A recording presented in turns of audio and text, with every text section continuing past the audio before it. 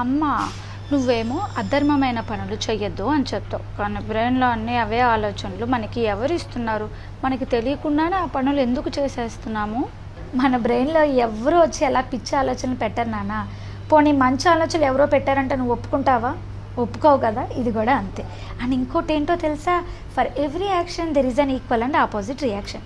ఇక్కడ యాక్షన్ అంటే ఏంటంటే నువ్వు బాడీకి ఇచ్చే ఇన్పుట్, అనగా ఫుడ్ కానీ నువ్వు చూసే మంచి పనులు, వినే మంచి, ఇట్లాంటివన్నీ ఇన్పుట్స్గా ఇస్తున్నావు నీ బాడీకి. అది రియాక్షన్, అనగా అవుట్పుట్స్ ఎలా ఇస్తుంది? నలుగురితో మంచిగా మాట్లాడడం, లేదా నలుగురి పైన కోపం పెంచుకోవడం, ద్వేషం, పగ, ప్రతీకారాలు, ఇవన్నీ నీ బాడీ ఇచ్చే రియాక్షన్. సో ఇప్పుడు ఆ రియాక్షన్కి ఏది ఇన్పుట్గా ఉంటుంది? What ever you take it కదా. అది ఎంత సాత్వికంగా నువ్వు మంచి విషయాలు వింటే నీ థాట్స్ కూడా అంతే మంచిగా, నలుగురితో మంచిగా ఉండే స్వభావం నీకు కలుగుతుంది. So you are only responsible for even good or bad.